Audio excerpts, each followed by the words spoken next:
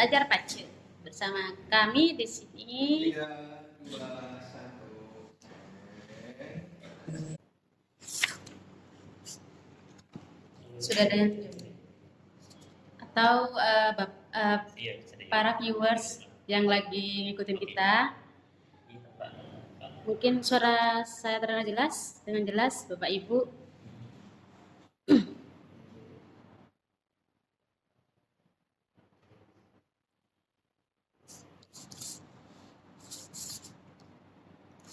Jadi pada live IG kali ini kita akan membahas sebuah tema, sebuah aspek perpajakan yang sudah tidak asing lagi dengan lingkungan kerja KPP Pratama Pamekasan, di mana memang banyak sekali di sini di sekitar kita, khususnya di Kabupaten Pamekasan, yang pekerjaannya berhubungan dengan yang akan kita bahas sekarang. Jadi memang hari ini kita akan membahas tentang aspek perpajakan, pajak pertambahan nilai atas penyerahan hasil pertanian tembakau, seperti itu. Ini langsung dimulai atau bagaimana? Oke. Jadi tentunya setiap live IG saya tidak sendiri. Jadi di sini saya ditemenin oleh rekan saya. Kita sambut Mas Jaka. Kita selamat pagi. Sehat Mbak Inun. Alhamdulillah. Sehat Mas Haru, sehat. Kemarin kan udah bakar ya, sate ya. Halo. Okay. Kebanyakan sate kolesterol ini. Semoga enggak ya Mas Jaka ya. Oke. Mas Jaka gimana kabarnya Mas? Alhamdulillah baik. Salam sehat teman-teman ya, Bapak Ibu semua. Jadi kami berdua dari tim penyuluh dari KPP Pratama Pamekasan, di mana agenda rutin kita Mas Jaka ya. Jadi memang kita ada agenda rutin live IG. Sama nanti mungkin podcast ini juga dimasukkan ya.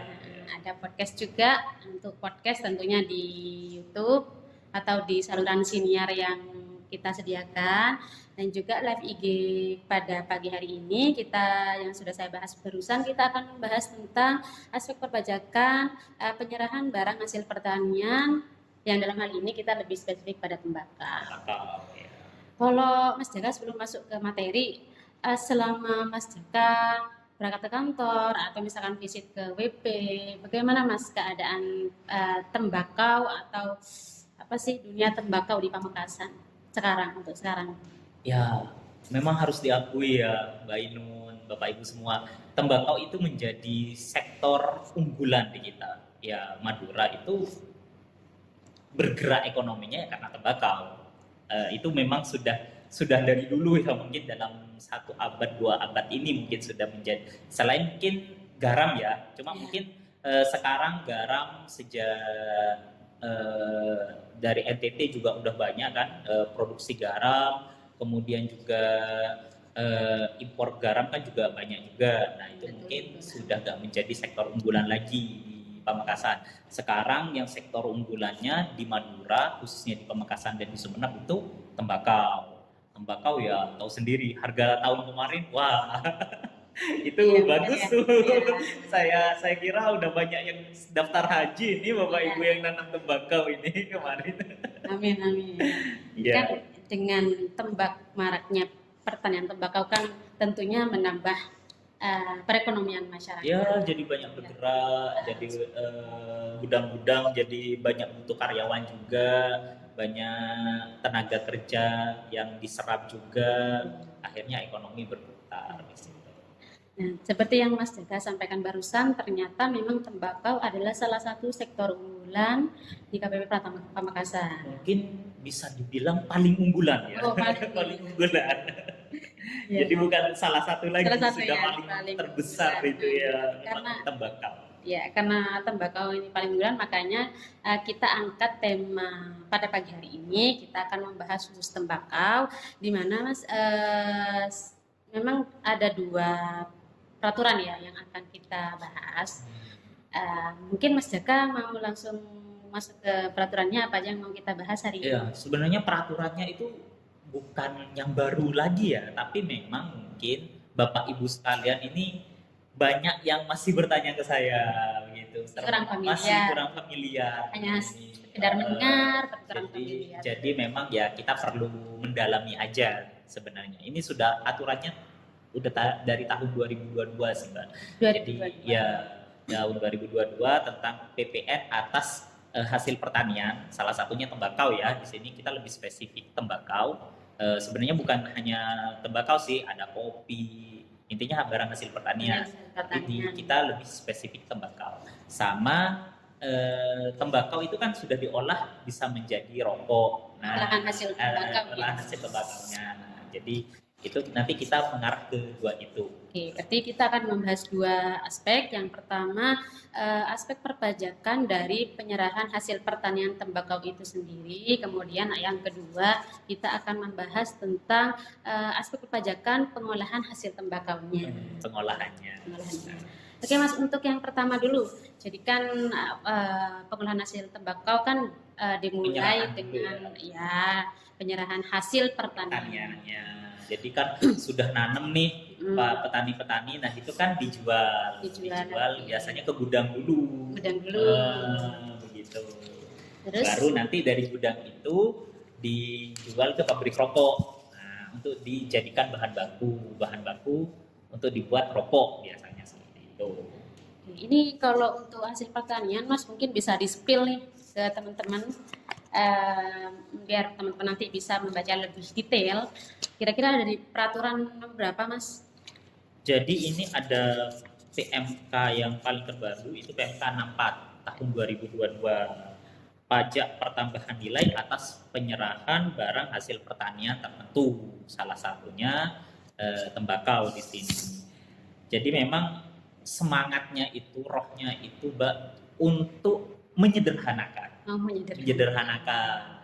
Jadi kalau dulu mungkin gudang-gudang ataupun yang mau menyerahkan hasil pertanian itu kan harus ribet ya mungkin ya untuk pengusaha atau PKP yang dia itu sebenarnya gudangnya nggak terlalu besar,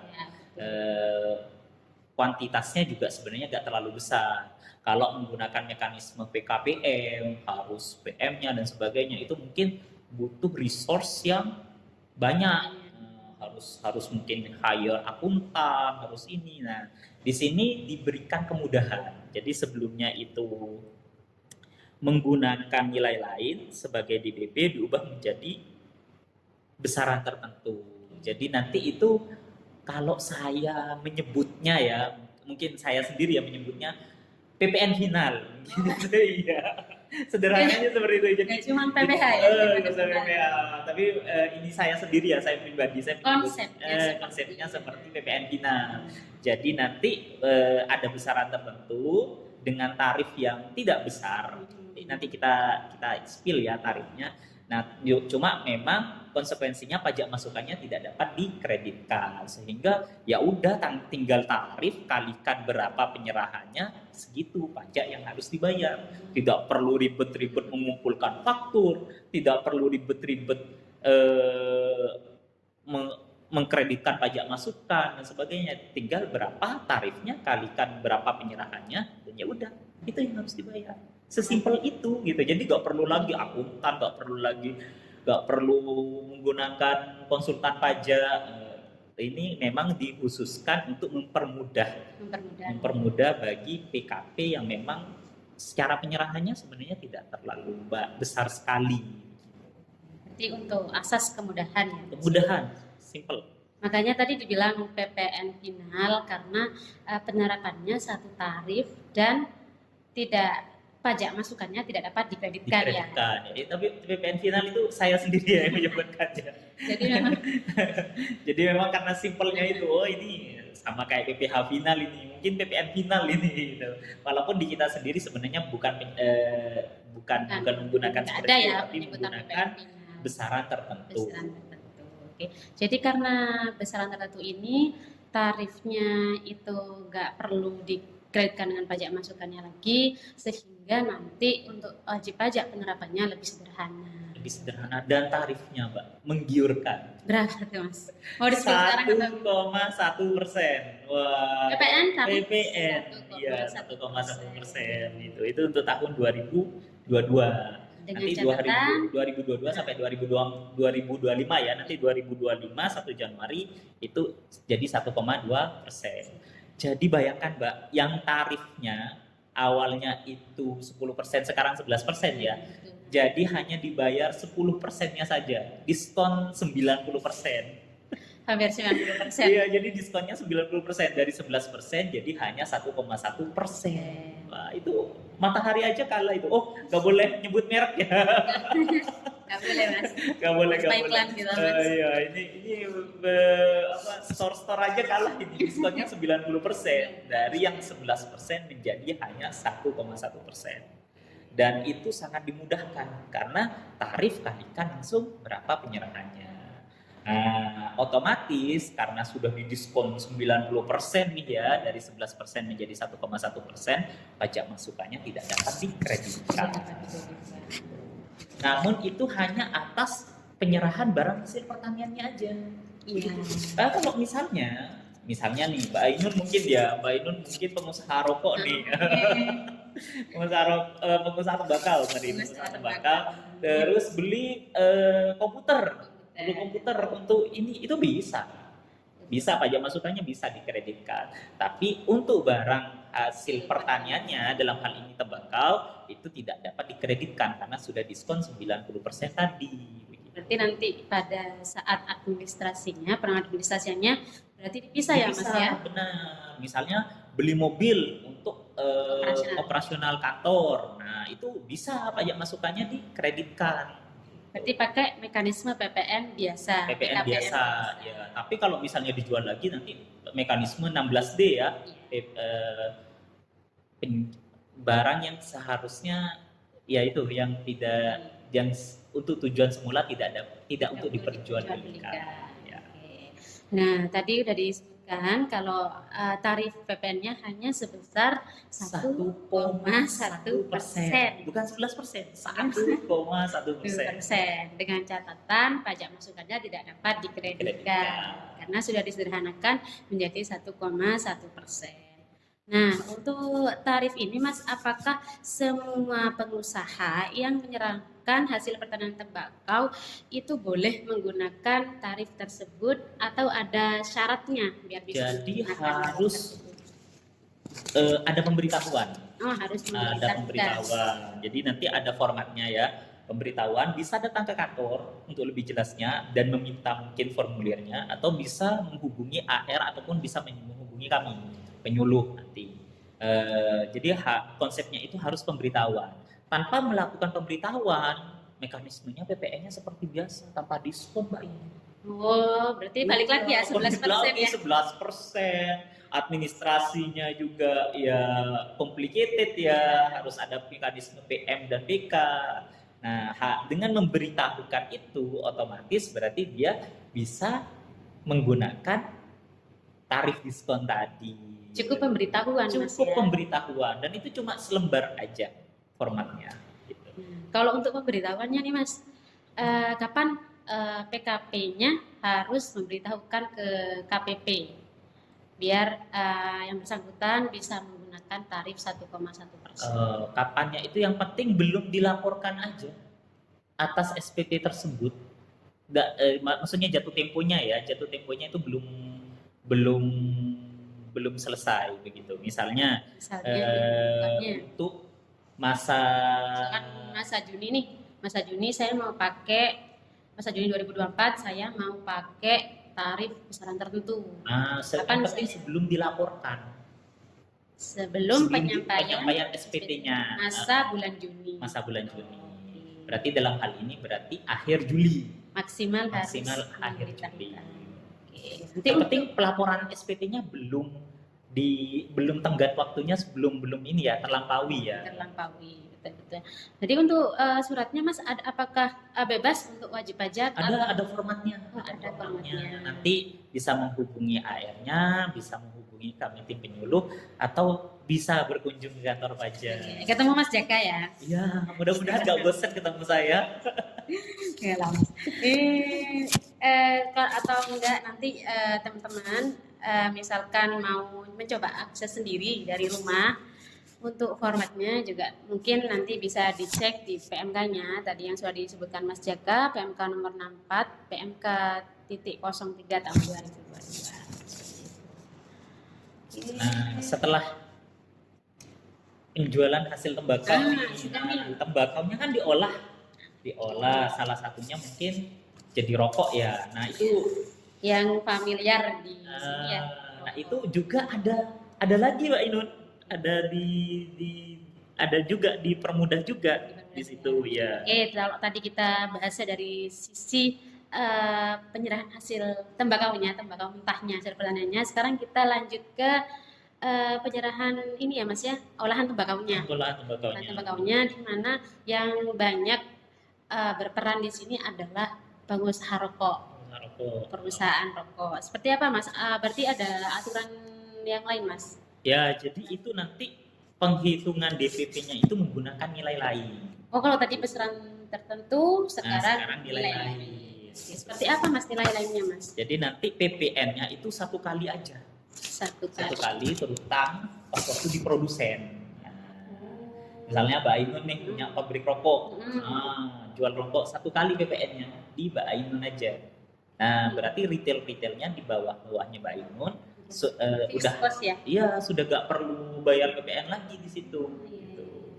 Nah, itu PPN-nya itu 9,9%. 9,9% dari harga jual eceran. Harga jual eceran itu biasanya sudah ada di bea cukai nanti pas waktu pengurusan di bea cukai nanti ada HC-nya ya, nanti 9,9%. Dan nanti kalau sudah berlaku tarif PPN 2025 nanti 10,7%. Oh, rencananya kalau sudah berlaku ya 1 Januari 2025 nanti. Berarti tadi Mas lupa nggak tanya. Ini ada di aturan nomor berapa ya Mas ya terkait penyerahan hasil olahan tembakaunya? PMK-nya itu selisih 1 dari yang tadi. Kalau tadi kan PMK 64 ya. Nah, ini PMK 63 tahun 2022. Sepertinya ini ya, bareng ya keluarnya ya. Bareng keluarnya. Jadi saudara bukan saudara kembar sih, saudara kembar sih. Berlakunya bareng juga kok. Berarti yang untuk pengolahan hasil tembakau dikenakan nilai lain sebesar tarifnya berapa Mas? 9,9%. 9,9% dari produsen aja ya, produsen. Ya, di tingkat produsen 9,9% dari harga jual eceran. Tadi bea cukai tadi. Dan 10,7% untuk 1 Januari 2025. 10,7% untuk tarif yang akan berlaku di maksimal 1 Januari 2025. Berarti misalkan misalkan saya produsen rokok nih Mas, terus saya jual, berarti kan PPN-nya cukup di saya aja ya? Iya, tapi pajak masukannya tidak dapat dikreditkan. Oh, sama-sama tidak dikreditkan. Tapi hanya 1 kali memang. 1 kali pemungutan aja. Berarti kalau misalkan dijual rokok, misalkan Mas Jaka penjual rokok, terus dijual ke temannya Mas Jaka, itu nggak kena PPN lagi ya? Nggak kena PPN lagi karena sekali aja sudah di pihak produsen. Dan teman saya kan sudah memungut tuh, misalnya kan ya, sudah memungut juga PPN-nya. Dia PPN-nya tidak dapat dikreditkan karena ya PPN-nya dia kan udah gak ada lagi juga. Berarti baik tadi untuk hasil pertanian yang menggunakan besaran tertentu dan hasil olahan tembakau menggunakan nilai lain, sama-sama pajak masukannya tidak dapat dikreditkan.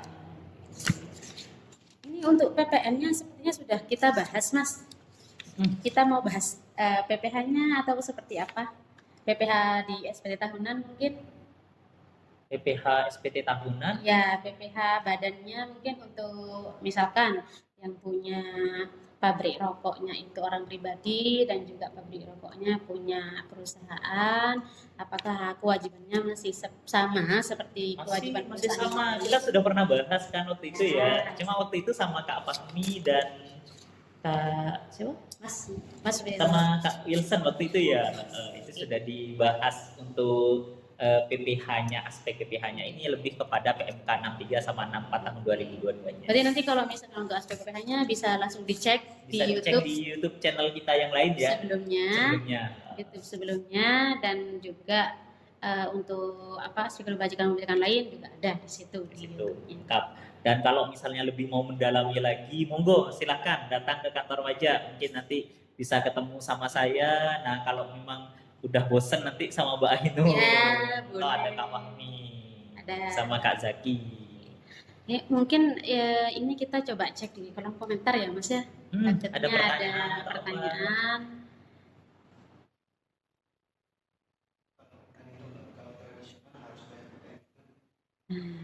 Ada pertanyaan dari salah satu viewers, kalau petani tembakau menyerahkan hasil tembakaunya, hasil pertaniannya, apakah ada PPN-nya, Mas Jaka? Kalau tradisional kita lihat omset sih sebenarnya, bukan melihat dari tradisional atau enggak. Ya. Bisa aja itu dikelola tradisional tapi punya 100 hektar misalnya. Iya. Bisa jadi. Nah, diolahnya tradisional memang, tapi lahannya 100 hektar dan omsetnya lebih dari 4,8 M.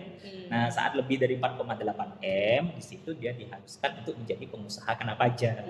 Atau kalau diflorkan itu sebulan 400 juta mungkin. Kurang lebih 400 juta. Tapi mungkin kalau tembakau kan nggak bisa tiap bulan ya, karena kan ada musim-musimnya ya. Jadi dalam kira-kira sudah 4,8, nggak mungkin kalau 4,8 dengan saya punya 10 hektar itu bukan nggak mungkin hanya segitu. Nah itu berarti sudah harus menggunakan PKP, sudah mendaftarkan PKP tadi dan bisa menggunakan skema yang tadi. Gitu. Jadi tradisional enggaknya tuh untuk pengenaan pajaknya bukan cara pengolahannya. Bukan cara pengolahannya. Tapi bisa saja malah modern tapi ya omsetnya nggak sebanyak itu. Gitu. Jadi Bapak dan Ibu, seperti yang Mas Jaka jelaskan, kalau untuk petani tradisional memang tidak melihat cara pengolahannya, tapi petani tradisional tetap kita lihat omsetnya berapa. Kalau misalkan omsetnya di bawah 4,8 yang tidak wajib untuk menjadi PKP, itu nggak wajib ini ya Mas ya, memungut PPN, cukup omsetnya saja masuk ke PPH aja. Masuk PPH saja.